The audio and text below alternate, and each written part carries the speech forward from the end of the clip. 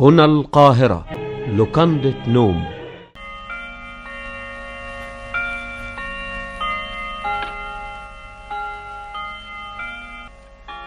نص الليل. بابا لسه ما جاش يا ماما؟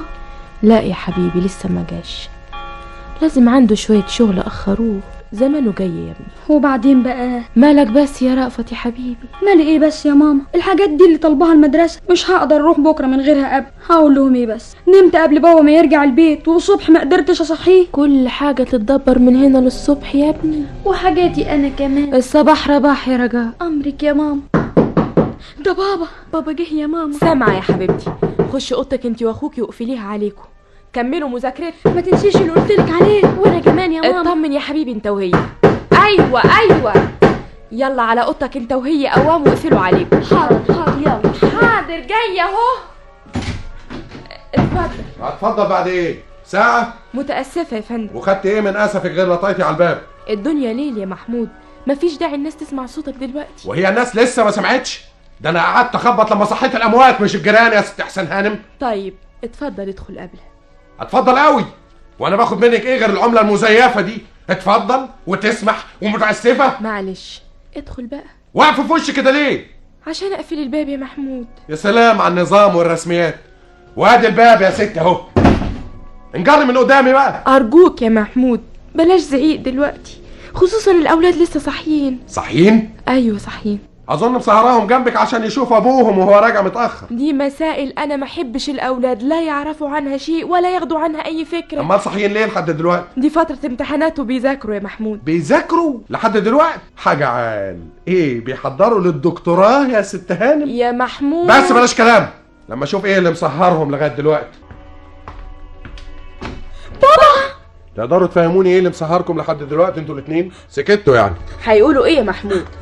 الاولاد بتذاكر علشان عندهم امتحان فتره، وعندي بكرة عربي وحساب، وانا طبيعة وتربية. طبيعه وحساب وتربيه، طبعا نور ومكتب وعز، ما يسهروش ليه؟ صحيح ما يسهروش ليه؟ هو انا اقدر اقول حاجه يا احسن هانم؟ انت بس تؤمري وولادك يسهروا وانا ادفع وانا ساكت. امال نغنغه يا فندم ابوهم نفسه ما شافهاش. انت هتجيب دلوقتي لزمان. الله يرحم زمان يا ست هانم، كنت بذاكر على لمبه جاز نمره 5 وكان مكتبي طبليه الاكل وما كنتش اقدر اسهر لبعد العشاء وعمري ما سقطت. يا بابا اخلص. مش تسمع الولد بده يقول ايه يا محمود؟ ما شاء الله. قول يا سيدي، اتكلم انت. ده كلام لطيف خالص. اسمع ما اقول لك، لغه الدموع دي انا ما فهمهاش ابدا. ادي الولد فرصه يا محمود علشان يتكلم. اكتر من كده؟ بدون شك اكتر من كده وارق من كده كمان. ده ابنك وبكره هيكون راجل ولازم تربيه على الشجاعه. عظيم يا احسن هانم، افتحي معايا محضر تحقيق واحشري نفسك في كل شيء في البيت حتى في كلامي مع اولادي. ما تفتكريش ولا تتصوري ووفري كلامي يا محمود. انا قلت مش عايز كلام. يلا يا انت اختك اطفي النور وقوم نام. والامتحان يا بابا امتحان. اروح المدرسه ازاي بكره من غير ما اكون مراجعه دروسي كويس زي البنات؟ اللي كان عايز يذاكر ويحفظ كان ذاكر وحفظ من بدري. اذا كنتوا انتوا لسه طلبه في اعدادي بتسهروا لسه لحد دلوقتي، اما لما تروحوا ثانوي تعملوا ايه؟ لكن قلت بلاش كلام. ده عقاب ليك انت واختك علشان تتعودوا تشوفوا شغلكم من بدري قبل ما يجي الليل. اطفي النور والمذاكرة. معلش يا رأفت. هو احنا عملنا ايه؟ عملنا ايه يا رجاء؟ مفيش حاجة ابدا. امال بابا بيعمل فينا كده ليه؟ معلش ده بابا يا عبيط. ومش عايزانا اعيط كمان. ده انا لازم اعيط يا رجاء. كفاية عيط يا رأفت، ووطي صوتك احسن بابا يسمعك وتبقى ليلة. بابا مش سامع صوتي ابدا يا رجاء. ما تقولش كده. بابا لو كان سامع صوتي صحيح ما كانش يخليني اعيط بالشكل ده ابدا. كان سألني مالك يا رأفت عشان اقول له انا عايز ايه. هي ماما مخلياك عايز حاجة يا رأفت؟ ابدا، دي حتى طلباتك انت خصوصا عندها اهم من كل شيء. ما قلتش حاجة في كده ابدا. امال عايز تقول لي بابا ايه؟ حاجات كتير يا رجاء، حاجات بشوفها وانا متألم وساكت، حاجات بحس انها نقصانة وشايف كل زينا متمتعين بيها، حاجات انتي نفسك عارفاها زي ما انا عارفها تمام وشعره بيها زي انا واكتر، وساكتة انت كمان. طيب اسكت يا رأفت اسكت.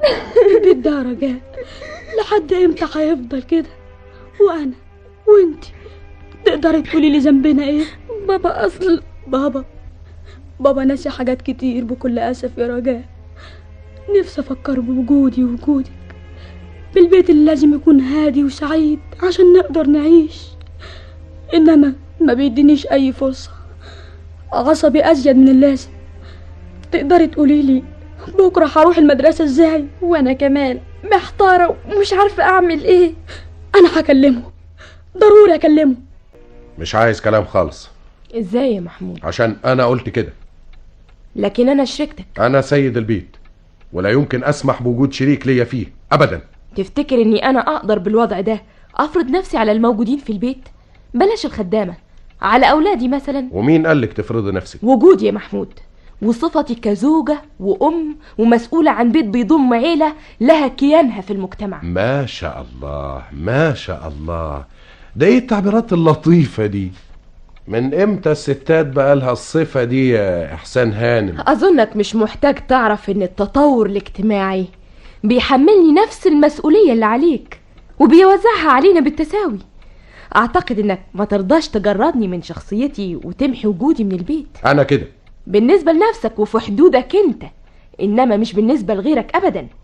اذا كنت انت كده انا مش كده، والوضع ده انا ما اقبلوش ابدا. ان سهرت ما اسالكش، ان غبت ما اسالكش. قصدك يعني تفرضي ارادتك عليا؟ ارجوك بلاش زعيق. هتحجري على حريتي؟ بدك امشي حسب اوامرك؟ انت فاكراني ايه؟ عيب الاولاد يسمعوك كل ساعة بتزعق وبتتخانق. اولاد انت هتكسري رقبتي بالاولاد ولا ايه؟ بالعكس، انا بحاول اصلحك عن طريقهم. انت فاهمه بتقولي ايه؟ فاهمة كويس جدا. فاهمه ان كلامك ده معناه انك بتحاربيني باولادي؟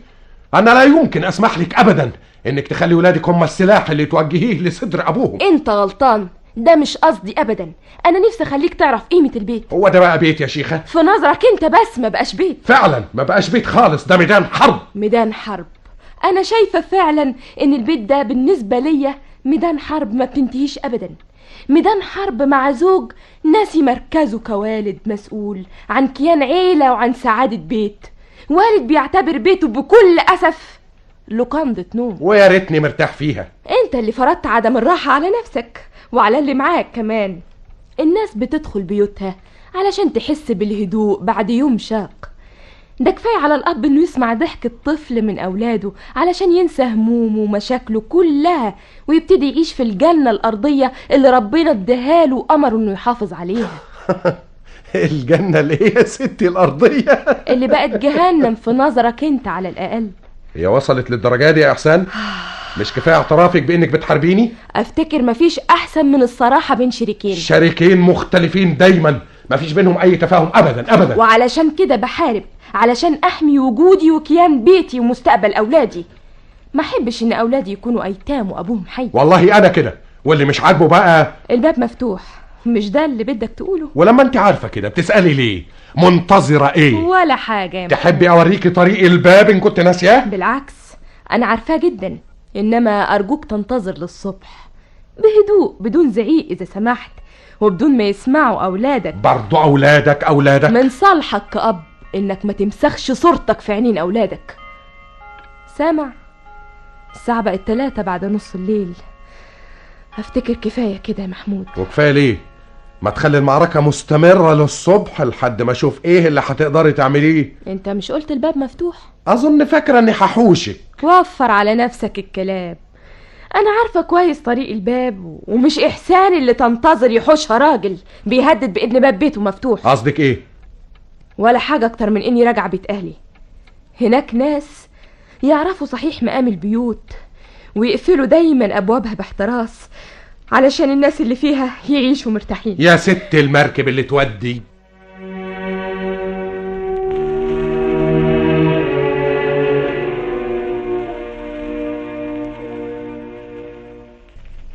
ارتاحي يا احسان، ارتاحي يا حبيبتي.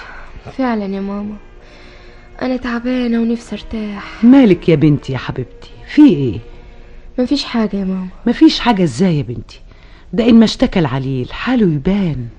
تعبانه يا ماما، تعبانه، مش قادره اتكلم. من ايه بس يا بنتي؟ من هقول ايه بس؟ هو حصل بينك وبين محمود حاجة يا إحسان؟ ابدا ابدا. لا، ده انت مخبية حاجات كتير. عمل ايه محمود يا إحسان؟ مفيش حاجة يا ماما. ولما هو مفيش حاجة، ايه اللي خرجك من بيتك الصبح بدري كده؟ اصلي قومي كده، قومي كده لحد المراية وبصي في وشك، لونك مخطوف، وحتى نسيتي تعملي تواليت خفيف، اقله كان خبى الزرقان اللي حوالين عينيكي. ده انتي باين على عينيك انك ما شفتيش النوم وبتقولي مفيش حاجة كمان. محمود يا ماما، محمود طباعه جافة، اخلاقه شرسة، ما يعرفش يقول كلمة طيبة، مش ليا انا بس، لولاده الصغيرين. انا مندهشة، ده عايش ازاي مع الناس بره، بيتعامل معهم بأي طريقة. اذا كان بيعمل كده في بيته، امال بيعمل ايه مع اصحابه؟ وكنتي ساكتة ليه امال؟ كنت بقول يمكن يعقل في يوم من الايام، ما حبيتش اتكلم علشان احافظ على بيتي واولادي. والاولاد في المدرسة وجايين هنا على طول. وهو والله انا قلت اسيب له البيت انا والاولاد كام يوم، جايز يعرف بمقامنا. وجايز يحصل العكس. ازاي؟ مش جايز قوي انه ياخد على كده ويرتاح. يرتاح؟ ما افتكرش ان في راجل في الدنيا ولاده ومراته يسيبوله البيت ويرتاح.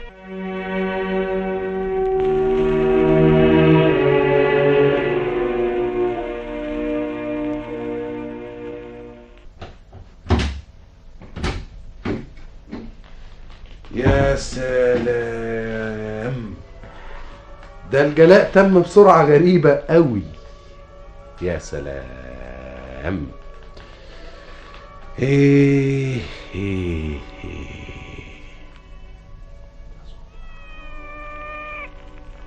ده؟ انت هنا وما رحتيش مع ستك احسان ليه؟ الله الله الله الله الله، ده انت باين عليكي زعلانه قوي، لازم العشره ما هنتش عليكي. طيب هوصف لك بيت حماتي عشان تروحي على هناك على طول، ها؟ وافضل انا هنا لوحدي، ها؟ يا سلام، اهو دلوقتي الواحد يخرج على كيفه ويرجع وقت ما يحب.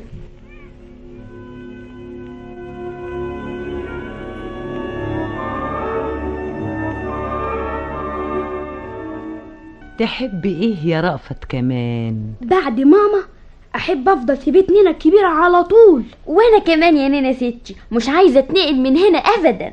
بابا جدي بيجيب لنا كل حاجة عايزينها، ودايما يلاعبنا لما يكون في البيت، وبيحكي لنا حكايات وبيفهمني الدروس. ايه ونسيت خالك يا رأفت؟ مش بيفسحنا في الجنينة كل يوم جمعة مع ميمي وسوسو وبيركبنا اوتومبيل؟ انسى ازاي الحاجات الحلوة اللي عمرنا ما شفناها غير هنا. احنا مرتاحين قوي في بيت نينا الكبيرة يا رأفت، ومبسوطين كمان. مش احنا وبس، دي ماما كمان مرتاحة قوي، لا زعيق ولا خناق ولا بتسمع كلام من اللي كانت بتسمعه هناك. ونينا الكبيرة مش بتديك مصروف كتير يا رأفت؟ ده انا بحوش دلوقتي يا رجاء، وبقى عندي فلوس، وبكرة اشتري بسكليتة وساعة. الله يجازيكم يا ولاد، قدرتوا تعرفوا لحد كده واكتر من كده يا نينا. هو احنا صغيرين؟ ده بس بابا هو اللي ما كانش عارف حاجة. عارفة لو ما سمعتيش الكلام وظهرتي هحرمك الليلة دي من عشاكي. ها انا قلتلك اهو. بس بس بس بس بس. ياه، دي مش هنا خالص، حتى القطة هجت وسابت لك البيت يا محمود. معلش، اقول ايه؟ اقول تحيا الحرية برضو. مش باين، البيت ابتدى يضلم وقلبي بياكلني على الولاد. وبعدين مفيش غير اننا نخرج نروح الحفلة اللي قال عليها عمر، اقله نتسلى مع الناس.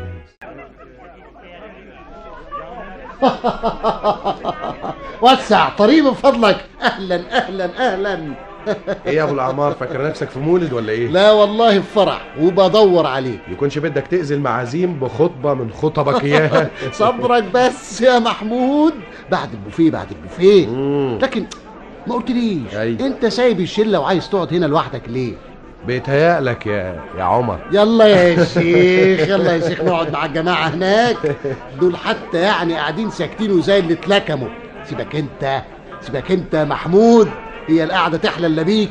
قفشاتك الرايقه، ضحكتك الملعلعه، تعرف ان تهريجك ده هو اللي محبب كل الخلق فيك. على رأيك ضحكي وتهريجي بيني وبينك الواحد واخد منها ايه غير الضحك والزيطه والانبساط؟ دول والحمد لله متوفرين عندك جدا، خارجيا ومنزليا. سمعت اخر تشنيعه؟ لا والله. هقولها لك بعدين. ايه امتى بقى يا سيدي؟ اما تلحق اصحابك اللي قاعدين هناك. يلا اوام يا محمود. ايه بس ايه جرى ايه؟ ده بينهم فتحوا البوفيه يا اخي، بينا اوام قبل ما نضيع. اسبق انت، انا فاضل هنا لحد ما تخلصوا. ليه بس؟ عشان اوسع لك مكان. الحق امال احسن تضيع عليك العشوه. نفذت برضو اللي في فكرك وضيعت على روحك البوفيه. اصلي عامل رجيم. لا انت الليله بصراحه مش عاجبني. يا ترى سارح في ايه؟ في الدنيا. ايه تبقى ابتديت تعيش؟ ابتديت اعيش ازاي؟ في النكد يعني؟ وكلام. لكن ما قلتليش ايه يا ترى اخر تشنيعه؟ يا شيخ انت لسه فاكر؟ هي دي حاجه تتنسي؟ والنبي تقولها بسرعه عشان الواحد ياخد بعضه كده ويطير على البيت ويلحق الاولاد قبل ما يناموا. استعجل اول ليله يعني على البيت والاولاد. وانا امتى ما كنتش مستعجل عليهم يا محمود؟ انا ليا مين غيرهم يا اخي؟ ولا هنعمل زي غيرنا؟ غيرنا؟ هم غيرنا بيعملوا ايه؟ حاجات كتير. في ناس عايشه يا محمود بوشين، مع اصحابهم بره بوش ضاحك وفي البيت بوش كشر. في ناس تانية راميه المسؤوليه على غيرها وما يعرفوش عن بيوتهم ولا عن اولادهم اي شيء. يا سلام، في ناس بالشكل ده؟ واكتر يا محمود. في ناس النهارده فقدت القدره على التمييز لدرجه انهم مش قادرين يعرفوا ايه قيمه الاسره. تصور ان الانحلال بلغ بيهم درجه بشعه، محدش عنده الشجاعه او الصدق. بعضهم بيمثل في حياته، بيضحك على نفسه، بيحاول يخدعها. وفي ناس بيكونوا هادمين بيوتهم، والغريب بعد كده انهم بيعملوا مصلحين في المجتمع. بقى الشخص اللي مش قادر يصلح بيته يصلح المجتمع يا عمر. دي تبقى غريبة قوي. ده الخداع اللي لازم نتخلص منه ونحارب أصحابه. الناس دول يجب ان احنا نقضي عليهم خالص، او على الاقل يقضوا على نفسهم. تصور يا محمود، واحد يهدم بيت، يتعب أسرة، يشرد أولاد، وأكتر من كده فاكر إنه بيمارس حقه كراجل البيت. ده يستحق إيه؟ في نظري أنا مش عاوز وجهة نظرك أنت، عايز وجهة نظر المجتمع اللي بيعتبر أمثاله أعداء له. يستحق الإعدام فعلا، لأنه بيقتل مع سبق الإصرار والترصد، بيقتل عيلة، بيقضي على سعادة أسرة ومستقبل أولاد. لكن قول لي إيه اللي جرجرنا للكلام ده؟ إحنا في إيه ولا في إيه؟ أهو كلام. لا أنت مش طبيعي أبدا الليلة يا محمود. فكر في إيه؟ بصراحة في حاجات كتير. طب يا أخي ما تقوم تروح عشان تستريح، أهلها تسلي نفسك في البيت. البيت من دلوقتي يا عمر. وهتاخد إيه من القعدة لما تطول، خصوصا وأنت قاعد لوحدك؟ بذمتك مش قعدتك في البيت مع ولادك احسن؟ قوم قوم قوم قوم قوم يا شيخ. هقوم بس بعد شويه. طيب بقى قوم انا بقى، وحضرتك لما تلاقي روحك لوحدك هتعرف ان البيت احسن، وغصب عنك هتقوم تروح على طول. ها، سلام عليكم يا محمود. عليكم السلام يا سيد عمر. اقوم اروح فين؟ طيب واقعد ليه؟ لازم اقوم. اروح فين بس يا رب؟ تروح فين؟ تروح لإحسان تشوف مراتك وأولادك. لا لا لا لا، ليه؟ لازم أروح.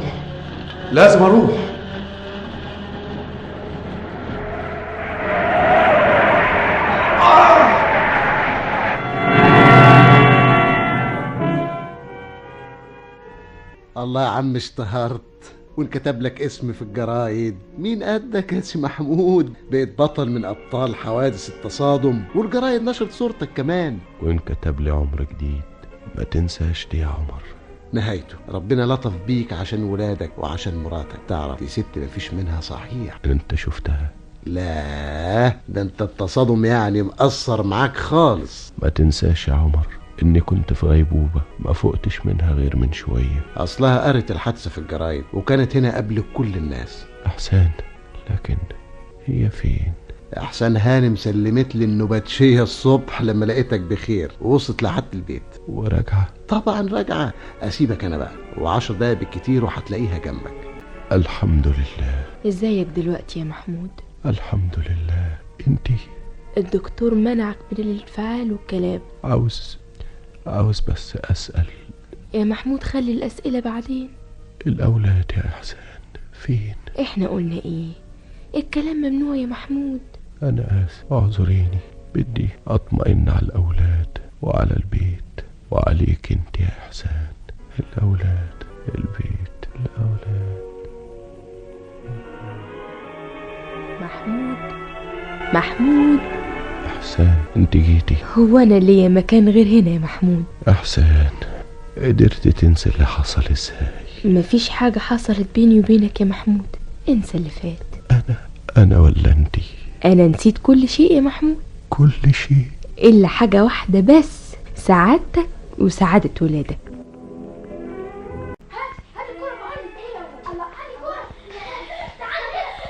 الاولاد دول مضايقينك يا محمود؟ مضايقني؟ اوعي تقولي كده يا احسان ابدا. اذا ما فرحوش وضحكوا وزعقوا في بيت ابوهم يعملوا كده في بيت مين؟ بابا. ايوه يا رأفت يا حبيبي. احنا جاهزين يا بابا. لبستوا خلاص؟ ايوه، كمان عاوزين نروح نتفسح في الاهرام. كده انت جاهزه يا احسان؟ انا جاهزة اهو. وانا جاهز كمان.